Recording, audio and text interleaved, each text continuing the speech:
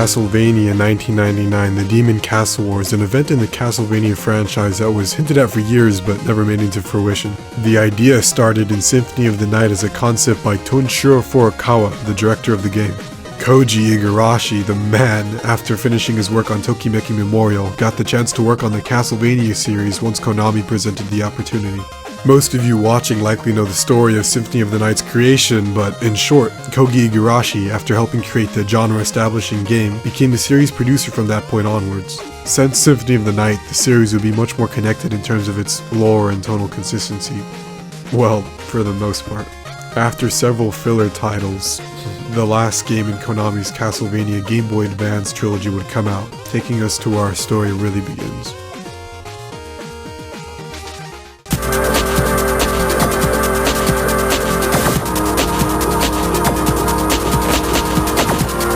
Playing Aria of Sorrow, you'll understand what it is immediately, and I definitely recommend you do because it's a great game. But essentially what we know in canon is that in 1999, Julius Belmont, along with others who assisted me, fought Dracula at full power, attacking the world on a global scale the likes never before seen in the series.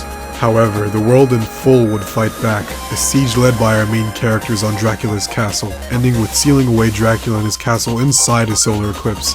That's me putting it super broadly as I skipped over many details that we'll get into later. It's no stretch that pretty much everyone walking away from this game saw these events of this Demon Castle War as foreshadowing for a future game in the series. It was too big a conflict. The characters, the stakes, the oddly specific solutions and events like trapping Dracula in the solar eclipse by mages during the turn of the century foretold by a prophecy of doom from Nostradamus? Yeah, this was definitely a tale yet to come in a future Castlevania game, and it was a great way to foreshadow these events for the future of the series. The blueprints, the hype, the potential to have a game dwarf the scale of Symphony of the Night in one of the most epic sounding conflicts. And to add on to that, aside from the story's aggressive hints, there are clues all over Aria of Sorrow's castle of what went down, only adding to the speculation of how Aria's story was set into motion. Admittedly, the story leans so heavily on the aftermath of the Demon Castle War, it's almost impossible not to wonder. 2 years later, after Aria of Sorrow and the Game Boy Advance, with the arrival of the DS, Konami would make another Metroidvania trilogy, produced and written by Koji Igarashi, only adding to the hype of the events that every fan wanted to see. The three Castlevania DS games, Dawn of Sorrow, Portrait of Ruin, and Order of Ecclesia, all followed up after Aria of Sorrow released. They were all part of the mainline series, with Dawn of Sorrow specifically being a direct sequel to Aria, continuing Soma Cruz's story, the protagonist of the GBA games that introduced the Demon Castle War.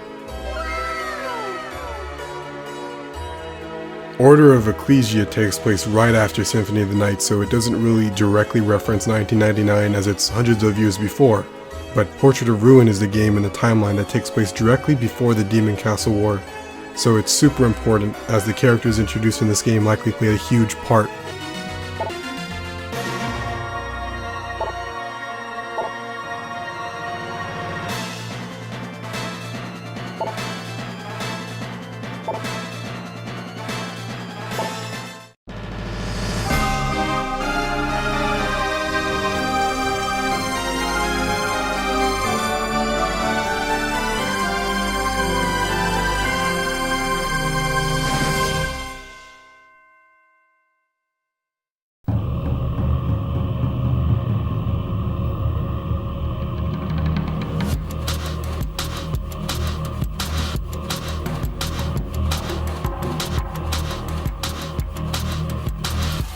Throughout this video, I've already spoiled that this game was never made many times. After the DS games, which fleshed out the timeline, making fan-favorite characters and stories while also hyping up the events of 1999 still being foreshadowed in them, Iga would make the spin-off game Harmony of Despair. And this would be Iga's last Castlevania game. Yeah. After this, Konami would seemingly go on a speed run to become one of the most hated Japanese video game companies. Many of you likely know what happened after 2010. Metal Gear's Kojima would leave the company on seemingly terrible terms. On the Castlevania side, Iga would leave Konami on also seemingly terrible terms. The company would then nosedive into... oh god. Oh no. Nothing would be the same with the company after they left. Konami, with their beloved IPs, would try weird experiments for a bit, and when that didn't work out, they wouldn't try anything. The only thing they would try to do in the following years was aggressively, shamelessly, embarrassingly, make a profit off these franchises. All the life and identity that their passionate creators put into them seemingly gone. So, where does that lead us now? Koji Igarashi, the one who definitely would have spearheaded the game as he had been building up to it for nearly 15 years, has cut ties with Konami, for good reason obviously. Taking a huge chunk of people who made the Castlevania games, he started his own franchise in Bloodstained. Bloodstained is, for all intents and purposes, where the spirit of Castlevania is now. In short, it's good to see him successful making a good game and having it actually sell well. Side note, the Inti Create ones are amazing also. Since he left, Castlevania has been in an extremely bad place in terms of new content. There is some good. The Castlevania anime is actually amazing, and seeing where it goes from this point onwards is an entire journey in and of itself. Simon and Richter and Smash seemed impossible because Konami, but they actually got in and have been great additions to the roster. Well, kind of. Castlevania Grimoire of Souls was pretty much the only new release, and I'll get into that one day. The way things are looking now, with the state of Konami and its creators, I don't think I'm reaching when I say we likely won't see these events anytime soon. Although I'd love to be wrong, for better or for worse.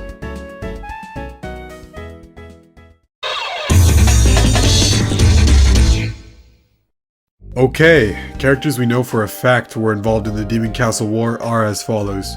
Julius, obviously, Alucard, Yoko Belnatas, and Hammer. Those are the characters that were definitely there that we know of. Extremely likely picks are Jonathan, Charlotte, and maybe even the Vampire Sisters from Portrait of Ruin. With so many heroes, I definitely feel like the game needs to have some kind of intuitive party system. As playable characters, Julius and Alucard are practically a must.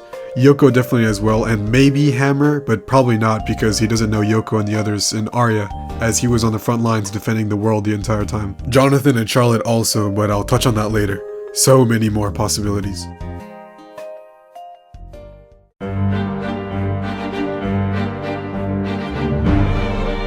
I imagine the game would start with a prologue of sorts. Alucard discovering the prophecy of doom, maybe during World War I to explain why he wasn't in Bloodlines. Seeing him in this time period, after Symphony of the Night and before the Sorrow games, would be huge, as he would have been behind the scenes helping humanity against dark forces for about 200 years at this point. That could probably be a game in itself, with countless stories with him aiding the Moors clan and stopping premature resurrections of Dracula, like what happened in Rondo of Blood. There's a lot of potential in that, and starting the game with him cutting down a group of cultists worshipping Dracula, or simply monologuing as we see the world in fear as more and more dark creatures come out as Dracula prepares to come back at full power. Knowing he can't work in the dark anymore, he would join the Japanese government under the alias Arikado and rise quickly into a position of authority. I don't think we have to see that part or have it be explicitly told to us, but having it known that Alucard joined this elite organization like S.H.I.E.L.D. in a secret agent type of way where he has command and knowledge and resources he didn't have before would be good. This could be done in a time skip where we see Alucard changed like this as him and Jonathan meet. To touch on Jonathan, I've never been the shipper type, but I don't think I'm reaching when I say Jonathan and Charlotte probably got together. There wouldn't really be any harm in that, and seeing them both as adults with a life of badassery behind them would be awesome. Alucard could seek out Jonathan, or vice versa, either one works. Having them talk about how more and more monsters are coming from hell than usual, and it only getting worse as each year passes by, talking about the prophecy and coming to the conclusion that they need to find the descendant of the Belmont clan for the full power of the vampire killer before 1999. Plus, Jonathan would probably look like Joseph Joestar at this point, which is, good shit. I'm really into the idea where Jonathan finds Julius in an orphanage and adopts him, having a father-son, mentor-student type relationship that we could see fleshed out. Something tragic happening to Julius's parents when he was too young to remember, as the Belmont bloodline would have been scattered after Richter disappeared. This could be something to be touched upon, but the main idea is for Jonathan to take him under his wing. I don't know, having Jonathan and Charlotte as foster parents to Julius with Uncle Alucard showing up once in a while sounds like it could be its own anime or something. I'm really into it, and even if Alucard or Charlotte aren't part of that hypothetical family dynamic, having Jonathan train Julius is a must. This training could be used as a tutorial of the game with Julius in these early years. What would be incredible is if Castlevania does a messenger. If you guys don't know what I mean, basically the messenger starts off as a normal platformer, harkening back to those classics like Castlevania. Eventually, after playing these levels, the game evolves into a full-on Metroidvania, like Castlevania. This being maybe one of the last Castlevania games Iga might have worked on if he had the chance. Combining Castlevania's 2D classic roots in the beginning of the game would be super cool. Julius's hometown could be attacked, commencing a classic stage like the beginning of Rondo, still having the controls of the later, obviously majority of the Metroidvania game, but this being level-based until then. A great way to call back to the series' beginnings. And yeah, having Jonathan and Charlotte playable or fighting alongside Julius would create that sequelitis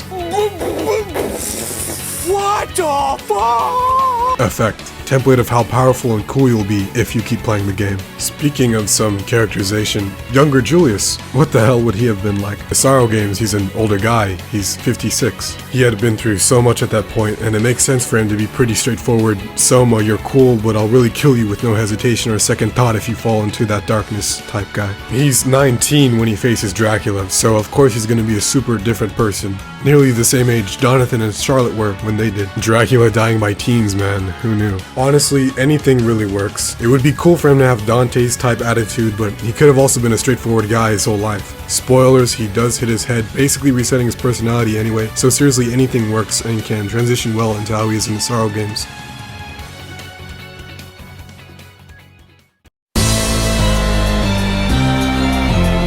A definitive scene of Jonathan passing down the vampire killer to Julius. Julius grabbing the vampire killer, then seeing ghosts of all the Belmonts from every game. Trevor, Simon, Richter, fucking Christopher Belmont, all of them, with, in the middle, Sarah from Castlevania Lament of Innocence. Seeing her ghost, mystical or mysterious, maybe even assuring Julius as a legendary vampire hunter's ghost stand beside her, telling him he must stop Dracula once and for all. That would be a real passing of the torch scene. Jonathan and Charlotte resolutions.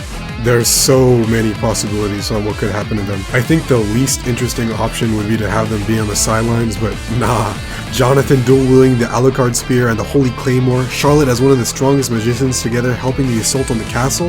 Hell yeah. Maybe unlocking them for your party later down the line could be an awesome reward. I really want that. Maybe portraits from Portrait of Ruin are flooding parts of the castle with demons, causing your party to have to stop them. Basically, a satisfying resolution with the duo. Alucard and Julius meeting the Hakuba clan. This would definitely be handled in a side quest type of way, where if you don't do it, then you would get some kind of crazy, haunting bad ending, like all the other Metroidvania games Iga's worked on. I wouldn't be surprised if that's what Iga was intending, as these are in a lot of Castlevanias he's worked on. Julius getting his head clobbered in during the final battle with Dracula, and losing the vampire killer in the process. This battle would have to be crazy. One of the best boss battles in the series' history, and there's plenty of room for this to happen, as in Arya they play a big part in Julius' subplot, remembering who he is and getting back his whip. A crazy boss battle with Death, being the strongest he's ever been. I would love them to do a Resident Evil and have him roam around the huge castle like Mr. X or something. That would be really cool. Side note, a reason for why he's silent in the Arya games would be appreciated. Definitely a Hammer cameo, maybe where his spark for setting up shop starts from.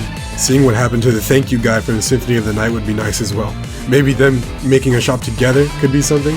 I don't know. The scale of the war happening all around. The scale of this game needs to be huge, and I think the Metroidvania of the map shouldn't just be Dracula's castle. His castle has to be big, including things from all across the mainline series. A love letter to the franchise, basically. I feel like it would have to. But having lots of areas outside the castle like Order of Ecclesia did, you would fight legions of demons, even with allied CPUs in a wave minigame. Legions of legions in these areas, acting as EXP farms maybe. Being able to visit the town Shino and Simon were in, lots of really cool possibilities. Familiars returning with new ones, adding lots of customization to suit your playstyle.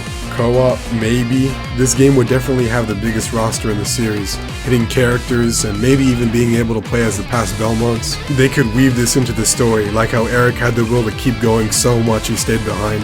A similar case with the Belmonts could be made. Depending on which Belmont you have, some dialogue would change. Imagine going into the final battle with Leon and having unique dialogue because of his ghost. Lots of potential.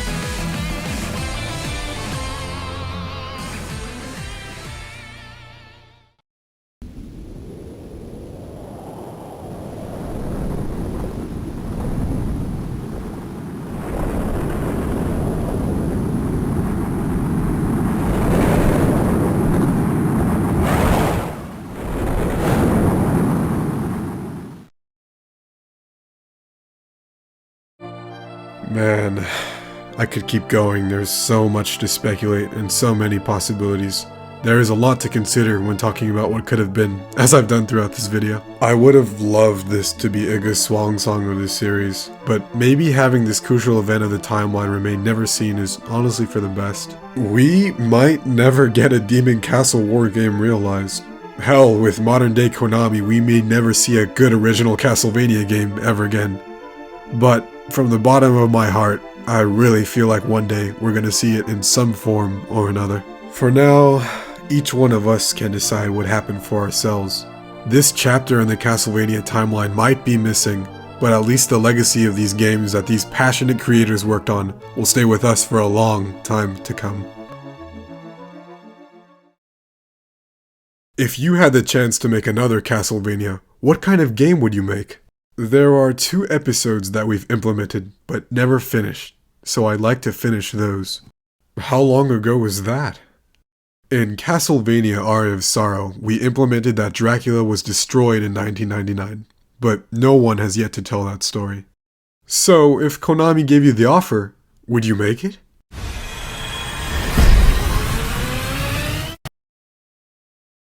Okay, thank you guys so much for watching. This has been really fun to make. I'm not sure if it's gonna turn out good or shit, or I don't know, I have to edit it still, but this has been really cool. I never have done anything like this.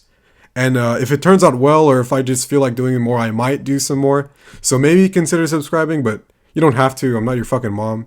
But I mean, if you want to, I mean, go ahead. That'd be pretty cool. But yeah, thank you guys so much for watching. Maybe consider dropping a like also. I know that helps, but again, you don't have to. But thank you so much for watching. It means a lot. Might do more. Thank you guys. What? All by yourself? I'm sure you boys didn't just tag along so we could sing Kumbaya together at some Boy Scout bonfire. Then again, maybe you did.